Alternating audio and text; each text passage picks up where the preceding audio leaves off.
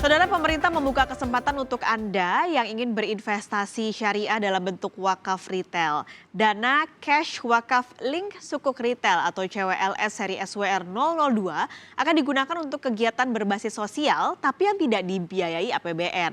Nah, pagi ini Kompas Bisnis akan berbincang dengan Deputi Direktur Pembiayaan Syariah Kementerian Keuangan, Nana Riana. Selamat pagi, Pak Nana. Selamat pagi Mbak Paskalis. Assalamualaikum Oke. warahmatullahi wabarakatuh. Waalaikumsalam, Pak. Jadi ini diluncurkan lagi seri 002. Tapi kan sebelumnya sebenarnya pemerintah sudah meluncurkan juga sukuk retail seri 014 atau 014 nih, Pak. Nah, bedanya ini apa? Baik Mbak Paskalis. Assalamualaikum warahmatullahi wabarakatuh buat pemirsa Kompas TV dimanapun berada. Jadi memang ini adalah program rutin pemerintah ya. Kali ini pemerintah menerbitkan sukuk wakaf retail seri SWR 002 yang berarti ini adalah seri yang kedua ya. Memang sebelumnya pemerintah sudah menerbitkan sukuk retail SWR 014 ya dan juga sukuk tabungan ST 008 007 mohon maaf. Nah, yang membedakan adalah bahwa instrumen KWLS ini merupakan instrumen investasi dana wakaf uang pada sukuk negara yang diterbitkan oleh pemerintah untuk memfasilitasi wakif dalam program pemberdayaan ekonomi umat dan kegiatan sosial kemasyarakatan. Dari aspek syariah, SWR 002 ini dengan sukuk retail lainnya termasuk SR 004 tidak ada beda. Ini sama-sama merupakan instrumen yang sesuai dengan prinsip syariah. Yang membedakan adalah yang pertama bahwa kalau sukuk retail dan sukuk tabungan yang sebelumnya diterbitkan itu diperuntukkan untuk investor individu perorangan warga negara Indonesia. Tapi yang SWR 002 ini itu bisa diperuntukkan buat individu maupun buat institusi. Itu yang pertama. Yang kedua, imbalannya kalau untuk sukuk retail itu diperuntukkan memang buat investor. Jadi investor yang menikmati imbalannya. Tapi SWR 002 imbalan itu tidak dinikmati oleh investor tapi disalurkan kepada najib yang akan dikelola untuk membiayai program sosial kemasyarakatan. Dan yang ketiga yang membedakan paling penting bahwa untuk retail itu ada maksimum atas pemberian setiap sektornya. Tapi untuk yang wakaf retail ini tidak ada batas maksimum, minimum 1 juta, batas maksimum. Kali itu tiga hal yang membedakan antara sukuk retail dengan sukuk Wakaf retail 002 ini. Oke, ini berarti Betul. tadi Pak Nana cerita bahwa imbal hasil nanti akan digunakan untuk beberapa kegiatan. Apakah itu berarti akan dipakai untuk APBN, Pak? Tidak. Jadi begini, imbalan yang diperoleh dari sukuk wakaf retail ini itu tidak disalurkan kepada investor, itu akan disalurkan ke najir. Nah, oleh najir nanti ini akan dikelola untuk menjadi kegiatan program-program sosial kemasyarakatan ya. Soalnya yang udah kita lakukan adalah yang di rumah sakit mata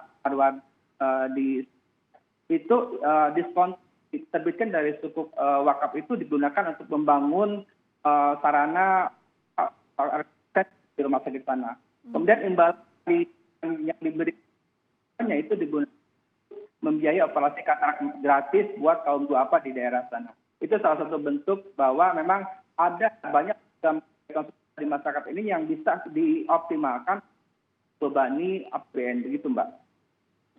Itu ada beberapa proyek yang sudah digunakan dari dana kelolanya. Selain itu sebenarnya keunggulan lain apa sih Pak agar oke ini tampaknya memang bentuk investasi yang bagus untuk diinvestasikan saat ini? Ya, banyak sebenarnya keunggulan. Yang pertama, ini merupakan instrumen yang bisa dioptimalkan oleh najir, karena kan yang berhak mengawakaf adalah najir. Yang bisa dioptimalkan untuk bisa diinvestasikan gitu ke instrumen yang sifatnya aman. Apa aman? Karena itu kan dijamin oleh undang-undang ya. Ada undang-undang APBN dan juga undang-undang SBSN. Kemudian menguntungkan karena pemerintah memberikan imbal najir selaku otoritas untuk dana itu punya privilege, punya pilihan untuk bisa menginvestasikan dana wakaf uang yang mereka kelola untuk bisa ke deposito syariah, bisa ke saham syariah. Nah, wakaf retail ini merupakan salah satu buat najib untuk mereka bisa investasikan. Ini lebih aman dan menguntungkan.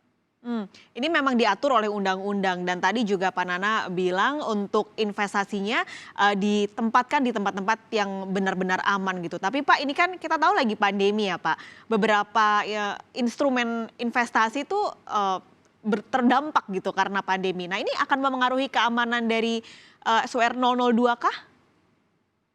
Oh, enggak, karena kita tahu betul bahwa di kondisi pandemi ini instrumen juga investor mungkin berhati-hati dalam investasi ya.